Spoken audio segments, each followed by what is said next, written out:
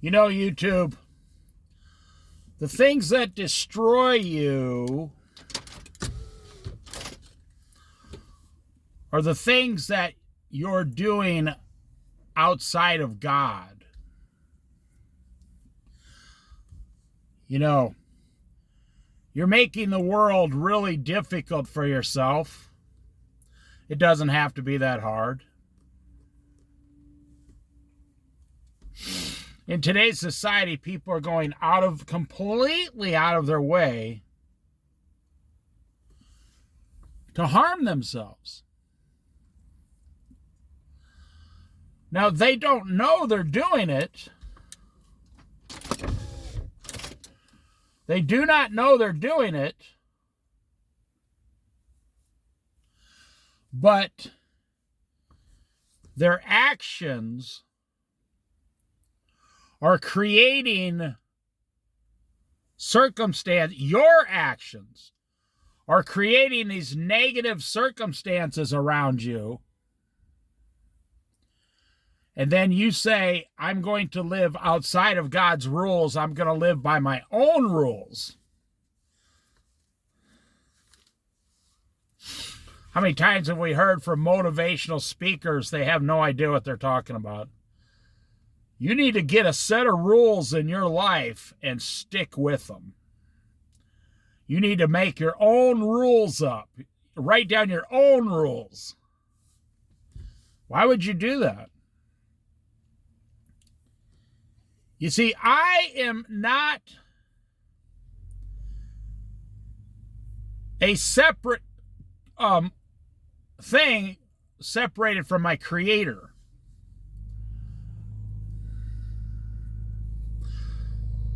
See, if a guy knows how to make pencils, that guy knows the best way to take care of pencils. The guy who makes a Swiss watch, he's the guy that knows how to take care of the Swiss watch and fix it and repair it, and it can last for hundreds of years. Now think about a watch. They have watches out there that are like 10 times more complicated than Swiss watches. They're worth like $500,000 each. There's only a handful of people in the entire world who know how to work on those watches.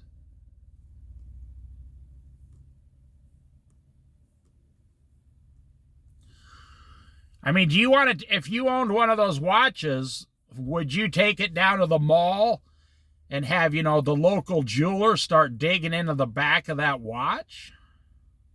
No. Not when you have a $500,000 investment into a watch, you wouldn't do that. So now think of yourself. How much more complicated are you than a watch? Your blood vessels, your sinews, your bones, your muscles, your eyes, that mass brain that nobody knows about, not to mention the spirit hovering in around you, over you, your toenails, all the layers of skin you have. I mean, it's beyond fascinating.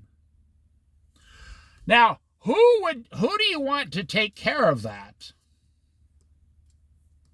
Wouldn't you want the Creator of the human body to take care of you? Wouldn't you want the Creator of your mind to take care of your mind and teach you how to do it? Well, right here, you see, check this out. Here's a book. It's called the Holy Bible. I'm not being sarcastic. Everything you need to know about self-care, self-identity, success, failure, right versus good, good versus evil, eternal salvation, sin, where we came from, where we're going, how to speak, how to act, everything about you. you ever see someone say, like, you bought an old car from them, and they're so proud of themselves, they go, I still have the original owner's manual. Did you ever look at one of those owner manuals? It doesn't tell you squat about that car. You go in there, it tells you the brakes. Okay, yes, you need brakes. It doesn't tell you how to fix the brakes, what kind of new brakes to buy. That 35-year-old owner's manual. Now, you want to buy a car from someone like that because they probably took the best care of the car. If they took care of the owner's manual, they probably took care of the rest of the car. But that owner's manual didn't keep that car running. It was a really good mechanic kept that car running. Same thing with God. You are created separate from this world. You know, look at the animals. Even the animals were created a separate thing to roam the earth, but they aren't part of the earth. They aren't part of the ocean, unless they're, they live in the ocean. How does the world take care of the animals?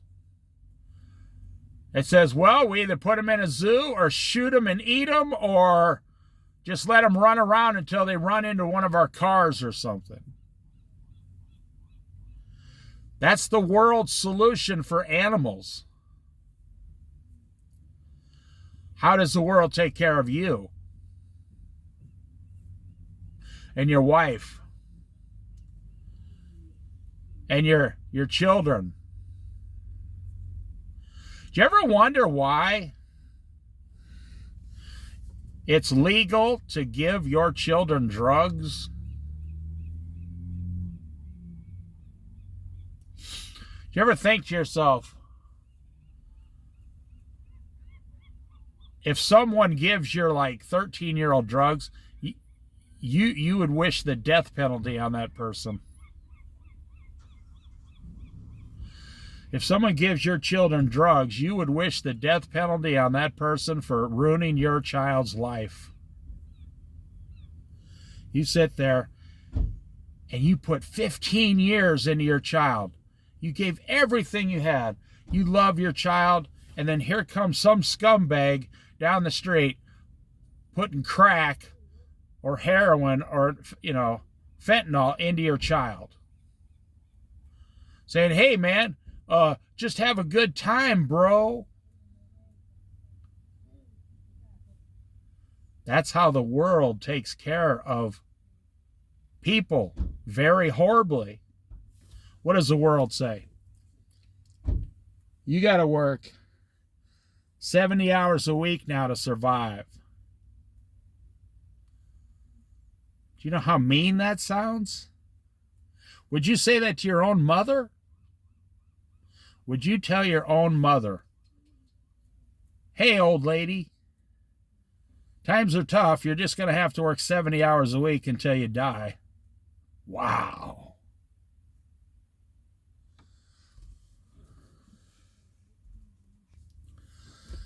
Isn't that what we're telling the younger generation, Gen Z?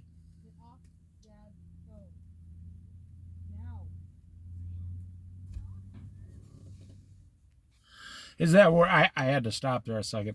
Isn't that what we're telling the younger generation?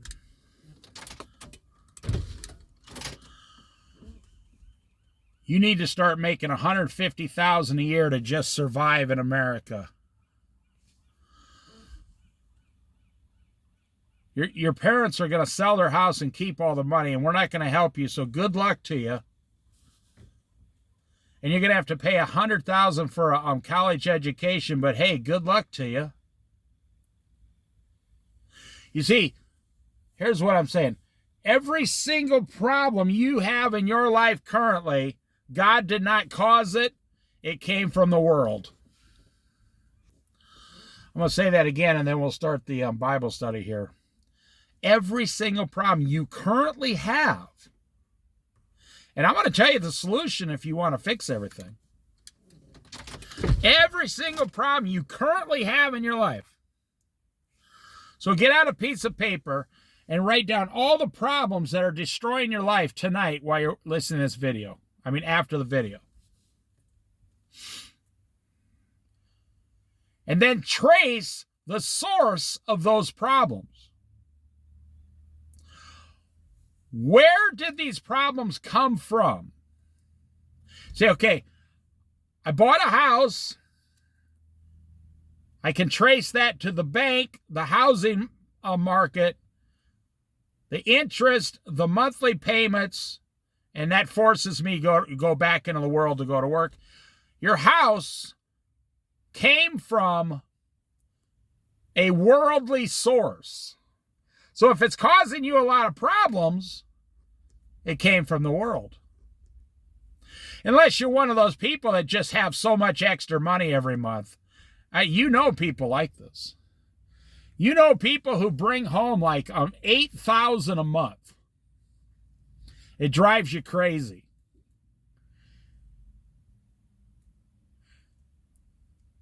The wife makes $4,000 a month. The husband makes $4,000 a month. They bring home $8,000 a month. I knew a couple who brought home $12,000 a month after taxes, and they could barely survive financially. You hear it on Dave Ramsey all the time. People making $350,000 a year can't pay their credit card off. Wow, holy smokes. I had to stop the video. It's amazing how I'll be sitting here away from everybody, and someone will come right in front of my car and stand there for like 3 minutes and just stare at nothing. You want to know why that amazes me the most? Safety issues. If you saw a guy, now this happens to me all the time on these videos. If you saw a guy out in the middle of nowhere, in a car all by himself, would you pull up next to him and walk towards him and just like look around? Like, wouldn't you be worried that the guy could like abduct you or do something harmful to you, or at the minimum just steal your wallet out in the middle of nowhere and then drive away? Or steal your car? I'm always amazed how many old ladies come right up to me. And they're like, they have no idea if I'm going to steal their car or not. It's not even on their brain. Safety is not even a concern to them. See what I'm saying here? People just walk right up in front of me and just stand there. I mean, literally, it has to be from the enemy sometimes, because they're not standing anywhere else. They didn't walk 5 foot away and stand there. They didn't walk 5 foot the other direction and stand there. They're not walking 20, 30 yards that way and standing there. They had to walk up in front of me and stand there. See, I'm telling you the truth. Something is spiritually telling them, you need to stop and stand right here. So I told you that, how to fix every one of your problems. Every single one. Write down whatever your problems are that's ruining your life. Well, I guarantee you, about your marriage, you take care of these other problems, your marriage will automatically be fixed. Your marriage was fantastic before you got married because you didn't have all these problems.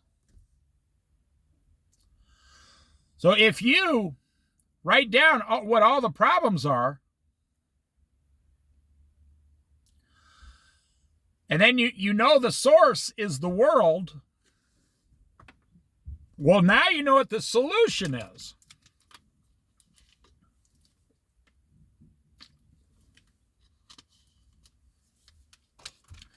Now you know the solution to your problems. And then once you get that particular problem solved permanently and you never do that again, Your life starts to vastly improve, greatly improve, and then your marriage improves, and then your children improve because they now have two happy Christian parents. They don't have two angry Christian parents or two parents that are completely wore out from the world. No, they have two happy Christian parents now, and then your children notice that, and they start to get better themselves. And then you start to read the Word of God to them, and you're equipping them with tools on how to fix things when they get older, or on how to avoid it at all. So are you one of those parents that say, we made a mistake buying a house, so what you want to do is never buy a house, because let me explain why that'll drain all the money out of your life? Or are you one of those parents that says, we bought a house, you need to go out and buy a house? Oh my goodness. We are giving our children some of the worst possible advice. You cannot find the phrase in the Bible, buy a house, buy a car, get a credit card. None of those phrases are in the Bible. There's, a large portion of the Bible is financial. It's the greatest financial advice book ever written. And they all say the same thing. Never go into debt. Never borrow money. Ever, ever, ever, ever, ever. A wise man, it talks about in the Bible, if the economy crashes, the wise man has enough food in his house for a year. And he can survive for up to a year. No problem. Or he has livestock, or he can, even if he doesn't get any crops, if there's a drought, he already has enough, crops to survive on. Compare that to what we do in America today.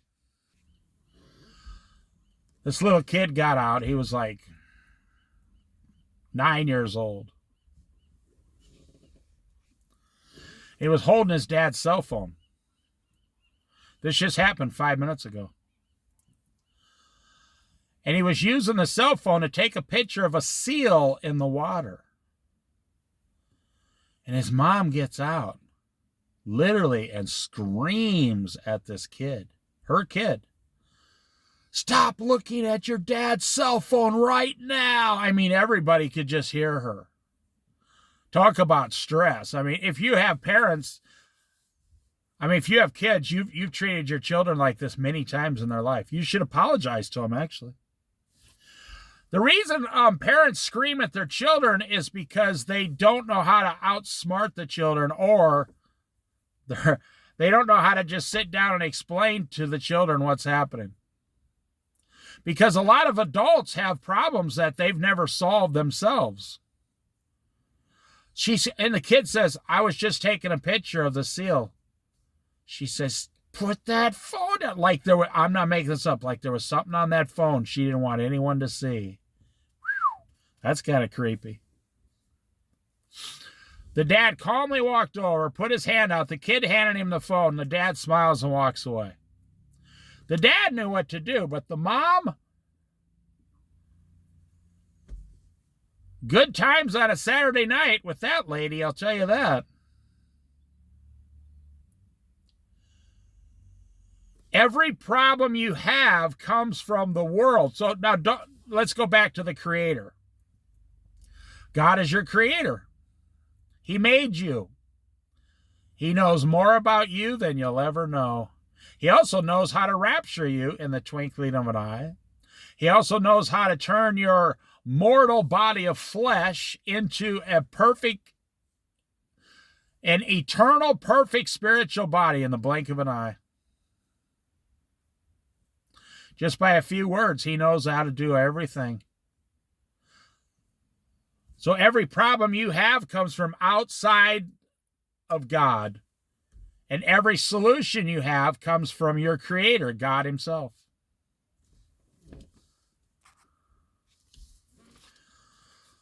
Proverbs chapter 10.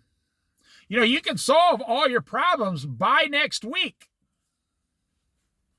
If you write down the list and then you trace the source of your problem, which will always be the world, it'll never be God. The source of your problem is never God. And now you know it's the world, that the solution just comes up easily. Then you get the solution, start working the solution, the problem goes away, you never go near it again. And you never have that problem again, ever.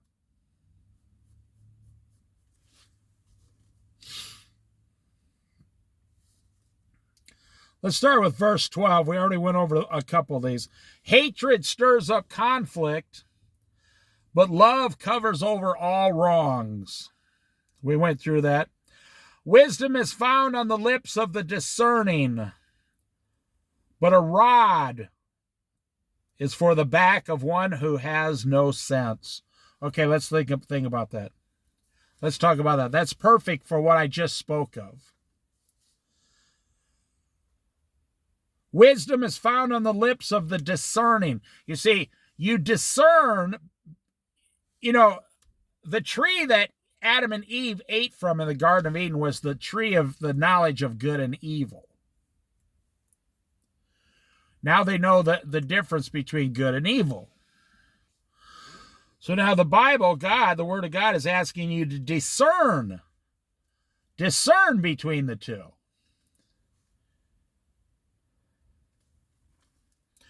Wisdom is found on the lips of the discerning, meaning someone who stops and looks at the situation, recognizes good and recognizes the evil, and then makes a discerning decision on which direction they want to go next. You see, you can discern, if I touch this oven, I'm going to burn my hand. If I touch a 450 degree oven or 400 degree oven, I'm going to burn my hand. You discern. If I don't touch it, I'll be fine. Or if I use some hot pads to take the stuff out of the oven, I'll be fine.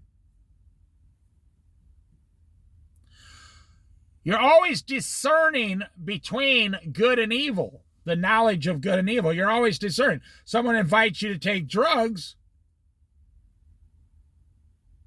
You discern between, you say, well, no, drugs are evil, so I'm not going to do that. But in today's society, a lot of people say yes. And the reason you said yes when you were young is because you didn't use wisdom. You weren't discerning. You weren't thinking of God before you took the drugs. Now listen to the second part. But a rod, a correction rod, like your dad's belt against your butt. Punishment. But a rod is for the back of one who has no sense. No common sense. Now listen. The rod, it's a representation you're going to be punished for your actions. And let's back up. Right there. I said everything you do is good or bad. Everything that's causing you problems in the world comes from the world. It's traced, the source is the world. You're not discerning things in advance, ahead of the situation. Now, I know you're young, and, when you were in your 20s, your wife was like, yeah, we need to buy a house, because your wife, no offense, she didn't know what to do. She just wanted a nice house like her mom and dad had. She never thought about the 20 years times 12. She didn't think about the 300 payments or 240 payments. You don't think, I want a new kitchen, so we need to get a second mortgage.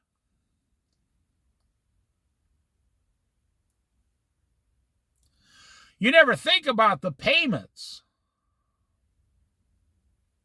Oh, I'm telling you. The bank is controlling your entire life. And they're the ones that send you the ads in the mail.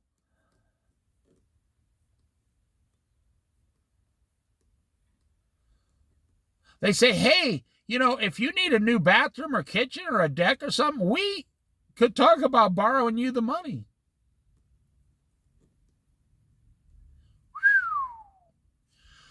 Let's talk about eating. Let's go back 100 years ago and how people got their food and cooked it on one little stovetop. I find it fascinating today that people buy $5,000 grills just for their backyard to cook a piece of meat. Now, look at this from God's perspective. Women buy like $3,000, $4,000 stoves, $7,000 refrigerators, and they still don't know how to cook. There's no flavor in their food. Most women today don't know how to cook toast. I don't care what you say. They could cook 2 or 3 good dishes, and that's about it. But their kitchen and their appliances and the dishwasher and the sink and the flooring and the lighting and everything, your kitchen is worth over $60,000 or $70,000. Just to cook what? Pop-Tarts?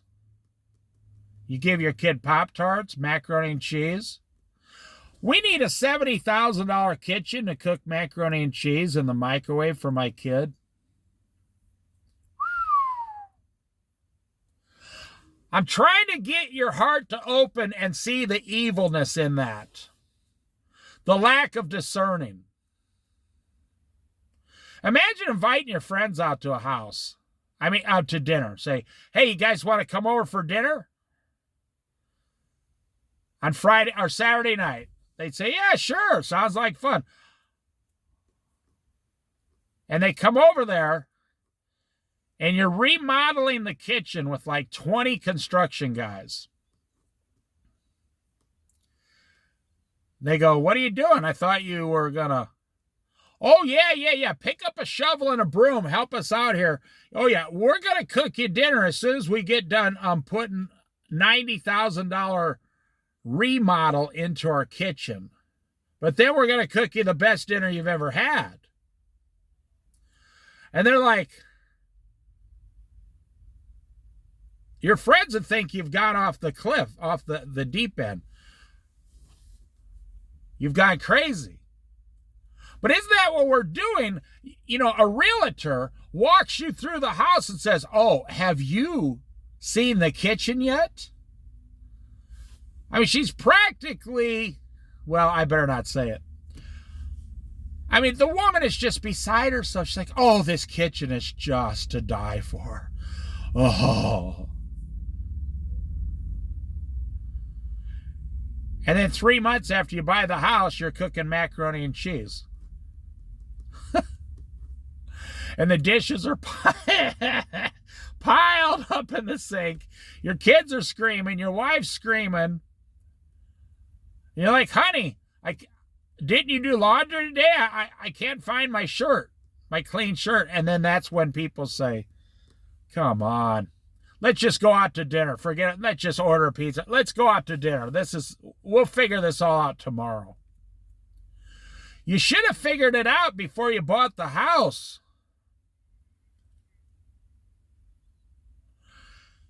Some people will put $100,000 into a master bedroom or $80,000 into a master bathroom so they can sit in the tub and get rid of their anxiety. And I'm like, I'll tell you how to get rid of your anxiety. Don't borrow $80,000. And then you won't have any anxiety.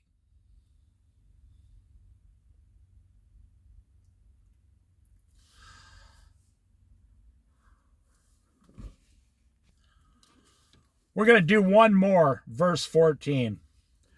The wise store up knowledge. That's true. A wise man has more knowledge than he will ever use, more wisdom. It's not actually ours. We're just borrowing it from God anyway. We're just borrowing it from the Master, Jesus, the King of Kings, the Holy Spirit. Now listen, the wise continually stores up knowledge, but look, but the mouth of a fool invites ruin.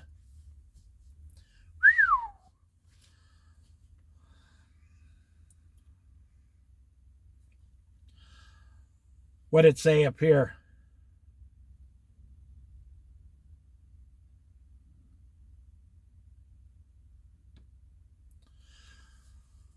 The wise store up knowledge, but the mouth of a fool invites ruin. Now think about that. Your mouth, your lips, your words are inviting things towards you that will ruin your life or ruin part of your life. You know, the obvious one is pornography. Another one is you commit adultery. You have to say out loud, I think I'm going to look at some pornography.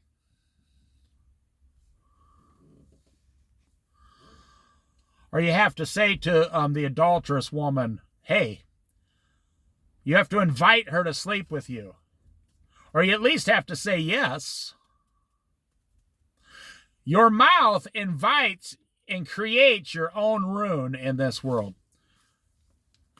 You didn't remain silent when you went down to borrow money for a house, did you?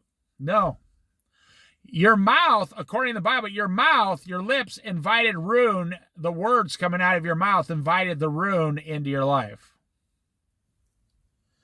You see, banks know. They go, where do you guys work? And you tell them, I work here, my wife works here. How much do you make? This is how bankers work. And I don't care what you say. I got nothing against bankers. It's the greatest job on earth. Working with other people's money. You don't even need your own money. You just use other people's money. You say, well, we make about $80,000 a year. And they go, okay, after taxes, you make $60,000. Do you guys both contribute 401ks? Yes. Do you have matches? Yes. How much do you guys got in savings account? And you tell them, and they go, oh, okay. So we could borrow you up to like $350,000 on a house.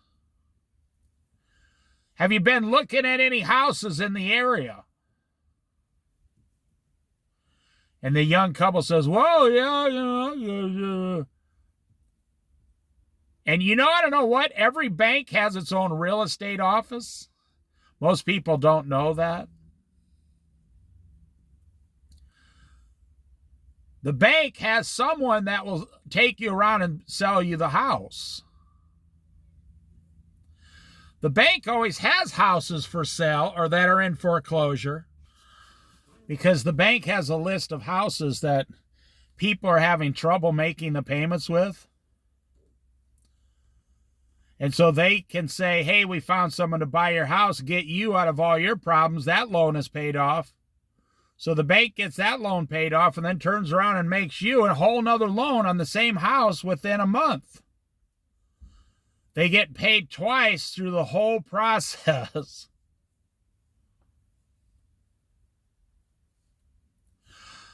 Well, I'm going to end there, but think about it, people. Think about what we're saying here. The Bible is telling you that you are the only reason you have all these problems. You've created them all. You spoke them into existence. You know, most couples go home and say, wow, someone's going to give us $350,000, honey. We have great credit. We deserve this. And then you say, do you have $30 for a pizza? They go, no, I don't have any money. You say, oh, well. Then we'll just put it on a credit card.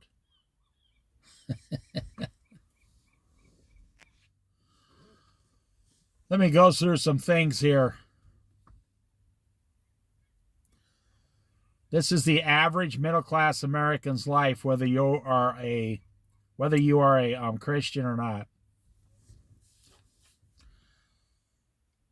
$300,000 for a house. One $40,000 car and one $50,000 car. $10,000 per person in credit card debt.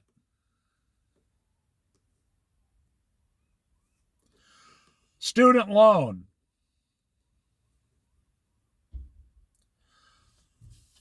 $1,200 a month for 4 people just for groceries. $100 a month for all your TV, cable, everything. $100 a month for your cell phones, minimum. Some people spend a lot more than that. $200 a month, $150 for your electricity. $300 a month for gasoline. $150 a month for, well, if you count your home insurance and everything, you're over $300. Home insurance, car insurance, maybe a boat insurance. You have $350 a month for insurance payments. Then you got your water bill. Then you got your yearly real estate taxes.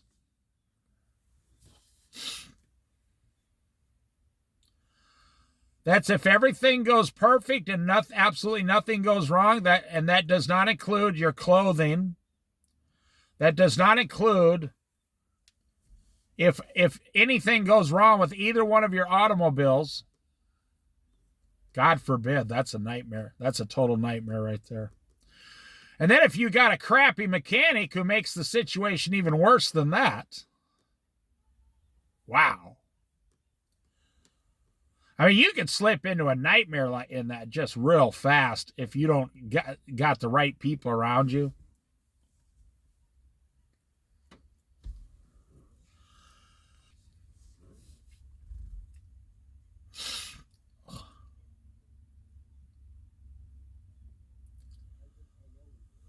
That does not include if you have a trailer that you go camping with. That does not include any of your children's school supplies, clothing, winter coats, shoes, boots, socks, underwear. Then if you have a pet, you felt like you had so much money you need a dog and a cat. There's $200 a month for a dog and a cat. If you've ever gone to the veterinarian, wow. You know, people in other countries laugh at middle-class Americans.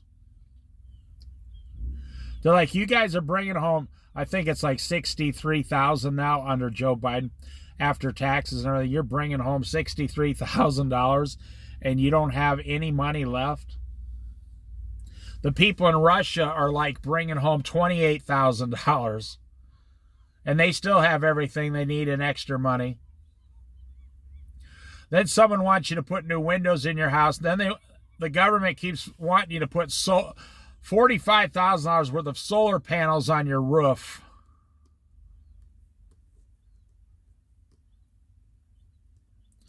I was listening to a preacher the other day talking about the 75-pound hailstones that are going to be falling out of the sky during the 7-year tribulation.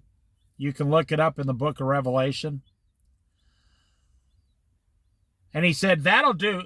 He said, those 75-pound hailstones falling all over the earth, they'll do wonders for your solar panels. And he started laughing. He said, yeah, that's going to wreck your solar panels right there. Plus, you need life insurance, home insurance, auto insurance. I already said all that, but it's very expensive. And insurance in some cities have now doubled, and they have stopped insuring any and all houses, like in flood zones now. I mean, it's crazy.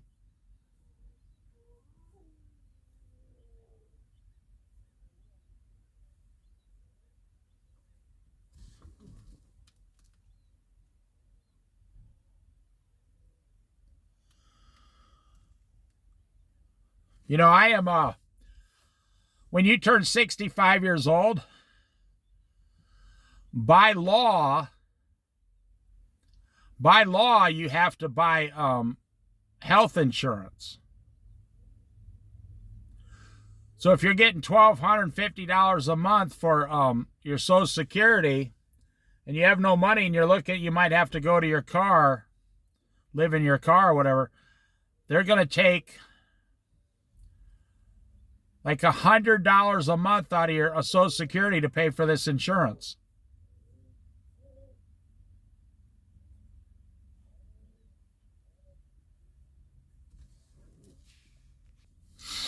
I mean, what else have I missed? I never even counted ever going out to eat. I never counted birthday parties, Christmas gifts, anniversaries, jewelry, diamond rings, fishing boat, fishing supplies, fishing licenses,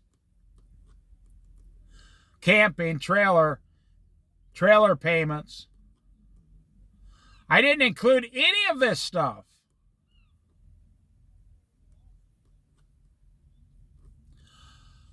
I would just say you only have yourself to blame. At a bare minimum, you got to stop blaming the world for your problems. If you spend all your money in this world, and then how can you blame the world? You're the one that chose to spend it all. And so what is it? 67% of all Americans do not have a $1,000 emergency fund in the savings account anywhere. They might have some money in a home equity, but they can't touch it. They got some money in a 401k, they can't touch it.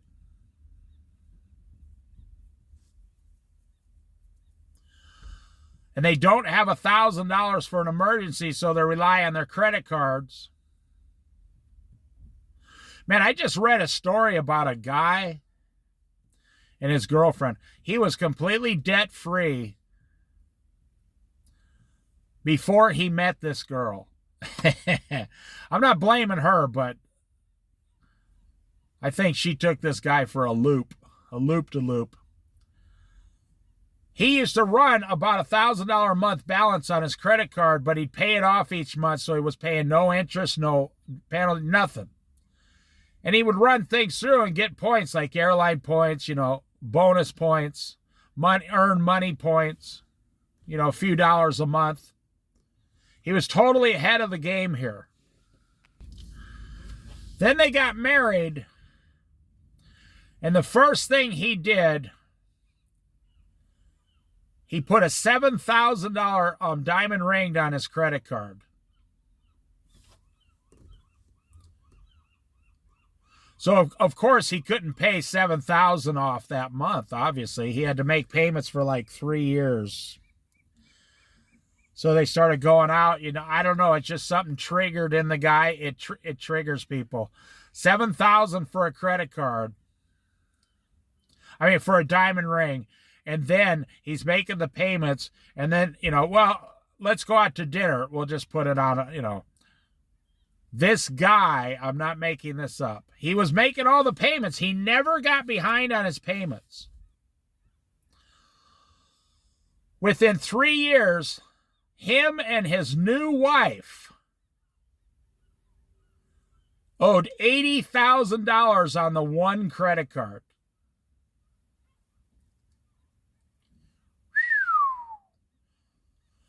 These were middle-class Americans.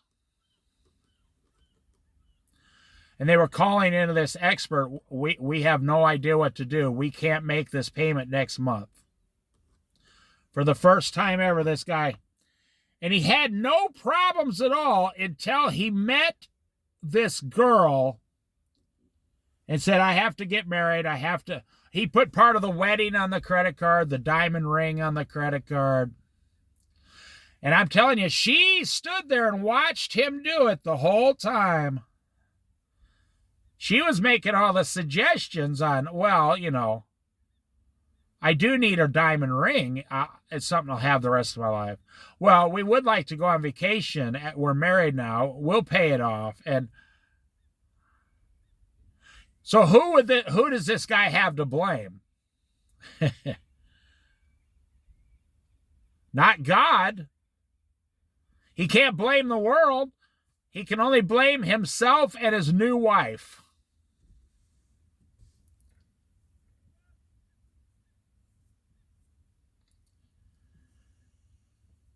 And I don't know how they got it. They didn't file bankruptcy. But it ruined his credit and everything, which is probably good for them.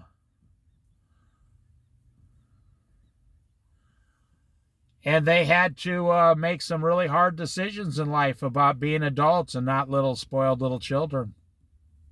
So like I said, people in other countries laugh at middle-class Americans.